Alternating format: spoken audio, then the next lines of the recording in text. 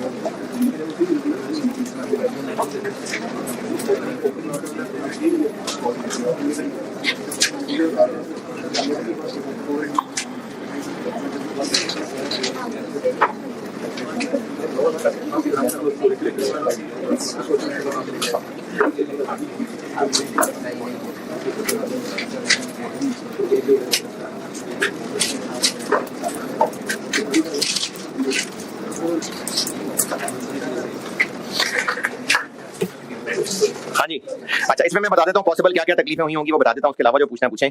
इसमें सबसे पहले तो एक ट्रिक ये थी एग्जामिनर की कि इसने आपको ओपनिंग वर्क इन प्रोसेस में मटेरियल की कॉस्ट बताई, लेबर की कॉस्ट बताई, कन्वर्जन किधर है, एफओएच किधर है, तो वो आपको खुद ही साथ शामिल करना पड़ेगा। जैसे फाइफो है ना, तो फाइफो में क्या करना होता है, आपको कॉस्ट ऑफ कंप्लीटेड यूनिट्स निकालने के लिए opening work in process BD लेना है, तो बीडी आपको मटेरियल तो बता दिया कितना, लेबर भी बता दिया, एफओएच नहीं बताया, वो आपको खुद इसमें शामिल करना पड़ेगा। और वो कहा हुआ है 120% ऑफ लेबर, तो इसके साथ इसके हमें 28,000 का 120% भी लाना पड़ेगा। एक तो ये बात थी इसमें, ये इग्नोर हो जाती है कॉम से, है ना।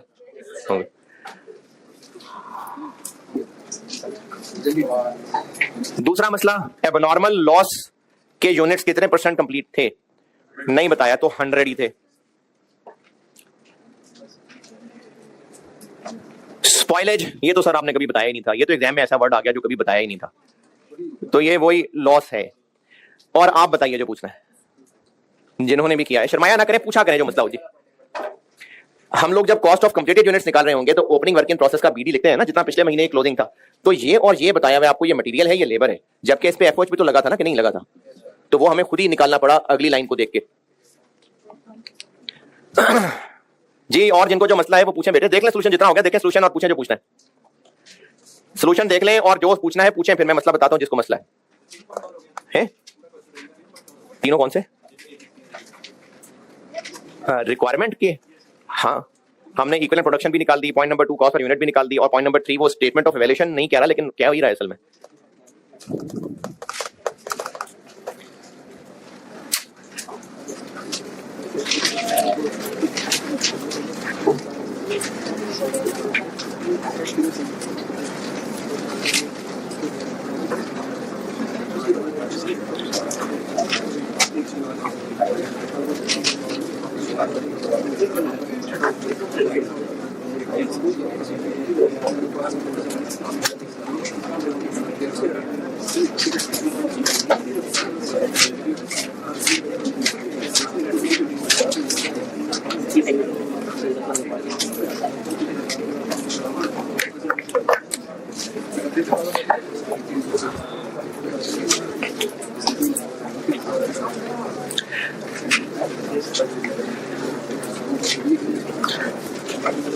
हाँ जी बेटा, देख लेना सोल्यूशन, पूछे जो पूछना है। कुछ नहीं पूछना किसी ने?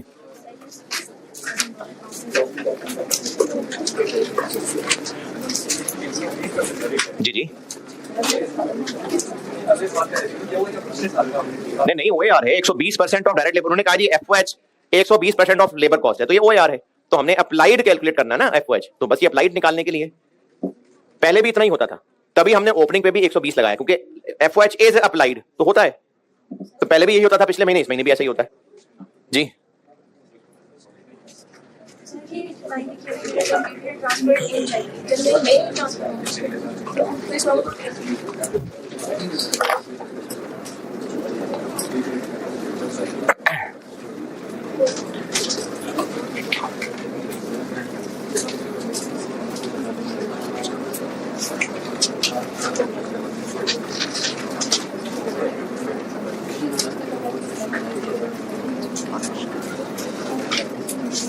हाँ तो ये इन जनवरी 2008 ना भी कहता तो खैर है, ऊपर जनवरी का डेटा सारा। बस यही बता रहे हैं कि यूनिट्स इतने हैं जो कंप्लीट हुए और ट्रांसफर हो गए। ट्रांसफर फ्रॉम जनवरी, जनवरी से फरवरी को ट्रांसफर हो गए। महीने से जनवरी से यूनिट फरवरी को थोड़ी ट्रांसफर होंगे, प्रोसेस 1 से प्रोसेस 2 को ट्रांसफर होंगे। तो ये इन जनवरी 2008 जो है ना, ये तकल्लुफ हम दोबारा लिख दिया, अदरवाइज ये होना चाहिए था यूनिट्स कंप्लीटेड एंड ट्रांसफर्ड बस, क्योंकि इन जनवरी 2008 तो पर कहा ही हुआ है, सारा जनवरी का डेटा है।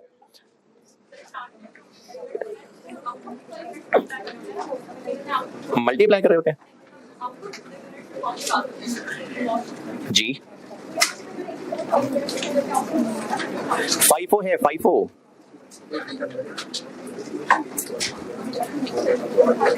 फाइफो में ओपनिंग की कॉस्ट ऑफ कंप्लीटेड में हम अलग लिखते हैं, स्टार्टेड कंप्लीटेड अलग लिखते हैं।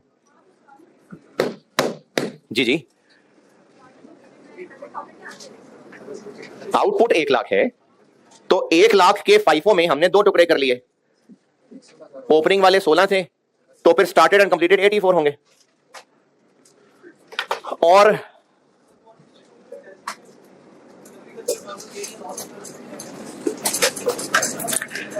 ओपनिंग वर्किंग प्रोसेस कितना? 16,000। इनपुट कितने? 110। क्लोजिंग कितने? 18,000। Output 1 lakh. Normal loss 5% of ये 5,000। अब इसमें बल्कि हाँ, इसमें एक और सवाल आया करता है जो आज आपने पूछा नहीं है, मैं खुद ही बता देता हूं कि 5% ऑफ आउटपुट, तो इसका मतलब यह है कि इन 1 लाख में से 5% खराब हो गए। 5% ऑफ आउटपुट,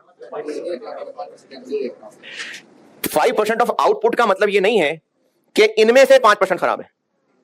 अगर इस क्लास में जितने भी स्टूडेंट्स थे, नहीं आप तो सारी पास होंगे, वैसे मैं बता रहा हूं कि अगर किसी क्लास के अंदर कोई स्टूडेंट्स हैं और ये कहा जाता है जी टोटल स्टूडेंट जितने भी इस क्लास में इन हुए थे उसके 20% फेल होंगे, तो 20% ऑफ व्हाट, तो उनमें से 20% है।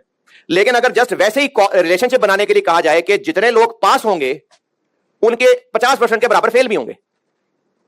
दोबारा सुने, अगर यह कहा जाए कि टोटल क्लास में जितने इन हुए 100 स्टूडेंट्स, उनमें से 20 फेल हो गए, अब ये इन्हीं 100 में से है ना या नहीं?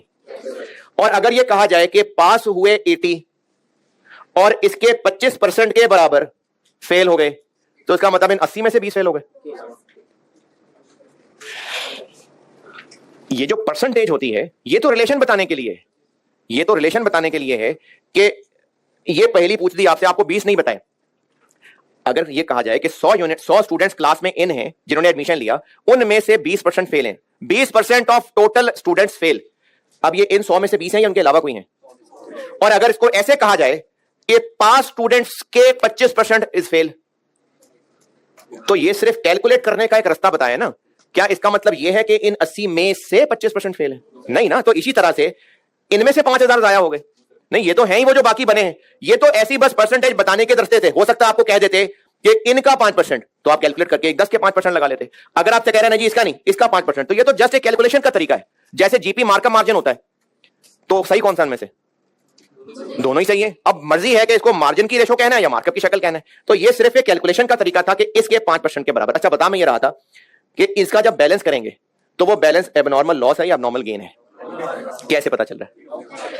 अब हम जब इसको बैलेंस करेंगे, कभी भी कोई, ये मैं आपको सिर्फ प्रोसेस कॉस्टिंग की बात नहीं बता रहा, हर न्यूमेरिकल सब्जेक्ट पे बात लगा लीजिएगा, फाइनेंशियल अकाउंटिंग में भी चल जाएगी बात। अक्सर सवालों में ऐसा हुआ करेगा कि हमें कुछ ना कुछ बैलेंसिंग निकालना पड़ जाता है। तो अब इसमें से अगर हम बैलेंसिंग फिगर निकालें तो क्या मतलब, कैसे बैलेंसिंग निकाल रहे हैं? इसका आंसर ये नहीं आ रहा तो उसका डिफरेंस ले रहे हैं ना। कितना आ गया? 3,000 ना। अब ये एबनॉर्मल लॉस है कि एबनॉर्मल गेन है? कैसे कर रहे हैं फैसला? अगर आप मजीद माइनस करेंगे तो ये होगा, ठीक है, मजीद माइनस करेंगे तो ये होगा। और अगर ये पॉजिटिव आता तो इसका मतलब हमने ज्यादा लॉस ले लिया था, ये कम है। अब अगर आप इसको नॉर्मल लॉस कह रहे हैं या नॉर्मल गेन कह रहे हैं, इसमें बच्चा कंफ्यूज हो सकता है कि ये जो मैंने बैलेंसिंग फिगर निकाली है लॉस है कि गेन है। क्वांटिटी स्केड्यूल की शक्ल से बता रहा हूं, अगर ये माइनस में निकल रहा है क्यों लॉस है? क्योंकि ये भी जाया और ये भी जाया, तो ये लॉस है मजीद। और अगर आपको बैलेंस करके यहां पॉजिटिव लिखना पड़ रहा है तो ये जाया, लेकिन ये नहीं जाया। प्लस माइनस से बताऊं या नहीं? है जी, इतनी परेशानी की क्या बात है? समझ आ गई ना? अब इसमें सवाल ये होता है कि जी मैंने तो बैलेंसिंग फिगर निकाली थी, मैं ये गलती कर गया कि मैं ब्रैकेट लगाऊं कि ना लगाऊं, क्योंकि आप जब कैलकुलेटर के ऊपर लिखना शुरू करेंगे तो जो ये कर रहा होगा कि 1 लाख में से ये माइनस ये प्लस उसका आंसर कुछ और आ जाएगा, और जो ये कर रहा होगा कि 16,000 प्लस ये माइनस ये तो प्लस माइनस आगे पीछे हो जाएगा। तो उसके लिए तरीका यह है कि जब आप कोई चीज भी मिसिंग निकालें उसको सीधा चल के क्रॉस चेक जरूर कर लिया करें। अगर आपने ये गलती से ब्रैकेट की बजाय पॉजिटिव लिख दिया, हो गई गलती, आप सीधा चल के क्रॉस चेक कर लें, this plus this minus this plus this, ये बन रहा है, नहीं तो गलती पता चल गई ना। तो जब भी कुछ मिसिंग निकाला करें उसको सीधा चल के क्रॉस चेक जरूर कर लिया करें, तो उससे पता चल जाएगा कि सही किया कि गलत किया। और इस सवाल में किसी का कोई सवाल? ये किसी को कोई मसला नहीं है कि हमने डिवाइडेड बाय वही कन्वर्जन वाले यूनिट्स क्यों ले लिए, उनको आधा आधा क्यों नहीं कर दिया?